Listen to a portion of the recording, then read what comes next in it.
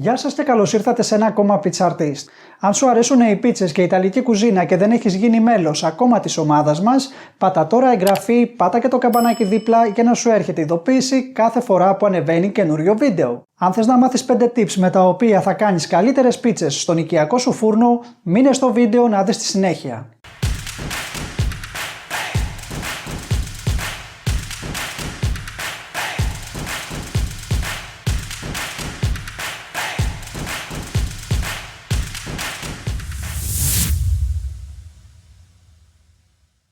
Στο σημερινό βίντεο θα δούμε 5 tips που θα πάνε τις πίτσες μας σε άλλο επίπεδο.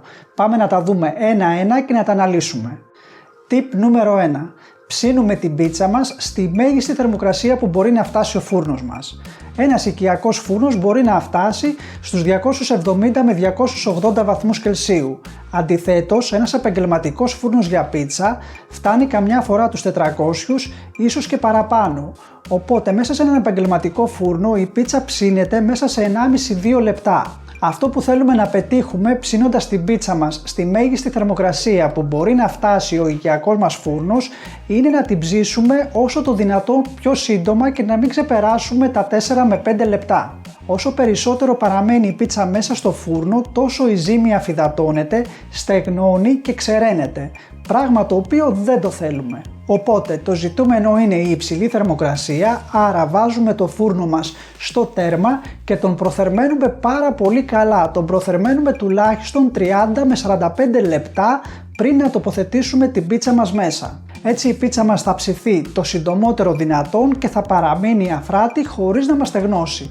Tip νούμερο 2. Τοποθετούμε την πίτσα μας πάνω σε μια επιφάνεια την οποία την έχουμε προθερμάνει πάρα πολύ καλά μέσα στο φούρνο μας. Αποφεύγουμε να βάλουμε την πίτσα μας πάνω σε ένα κρύο σκεύος και μετά να την τοποθετήσουμε μέσα στο φούρνο μας, γιατί αυτό έχει σαν αποτέλεσμα να ψηθεί αρκετά γρήγορα από πάνω η πίτσα, ενώ από κάτω να είναι ακόμα άψητη. Στην περίπτωση που δεν έχουμε κάποια ειδική επιφάνεια για να ψήσουμε την πίτσα μας, αυτό που μπορούμε να κάνουμε είναι να πάρουμε ένα ξέβαθο ταψί, να το γυρίσουμε ανάποδα, να το τοποθετήσουμε μέσα στο φούρνο μας και να το προθερμάνουμε πάρα πολύ καλά για 30 με 45 λεπτά.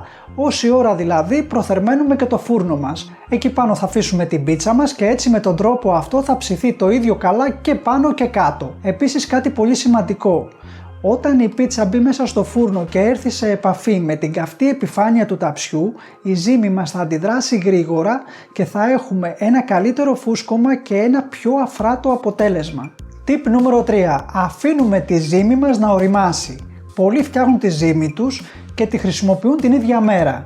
Αν θέλουμε να έχουμε ένα καλό αποτέλεσμα τόσο σε γεύση όσο και σε υφή, καλό είναι να αφήνουμε τη ζύμη μας να ωριμάζει τουλάχιστον 24 με 48 ώρες μέσα στη συντήρηση του ψυγείου μας. Με τον τρόπο αυτό της δίνουμε τη δυνατότητα να βγάλει τα αρώματά της και να δημιουργήσει έναν πολύ δυνατό ιστό γλουτένης. Έτσι το αποτέλεσμα θα είναι και πιο αφράτο και πιο νόστιμο. Υπάρχουν κάποιοι που αφήνουν τη ζύμη τους να ωριμάζει ακόμα και για 4 ή 5 μέρες μέσα στη συντήρηση του ψυγείου τους.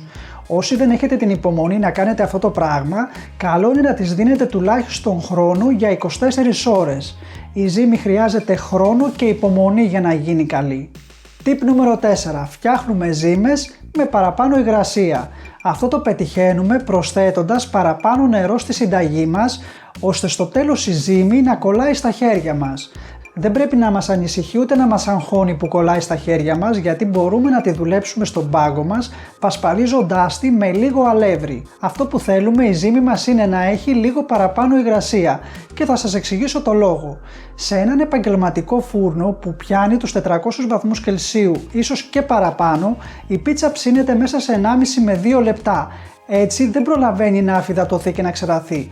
Στον οικιακό μας όμως φούρνο αυτός ο χρόνος είναι ο διπλάσιος, οπότε η ζύμη μας κινδυνεύει να αφυδατωθεί, να στεγνώσει και να ξεραθεί. Οπότε για να προλάβουμε αυτή την αφυδάτωση της ζύμης προτιμάμε συνταγές με παραπάνω υγρασία. Και tip νούμερο 5, βάζουμε το τυρί στην πίτσα μας, κομμένο σε κυβάκια ή σε μπαστούνάκια και όχι περασμένο στον τρίφτη ψιλοκομμένο σε λωριδίτσες.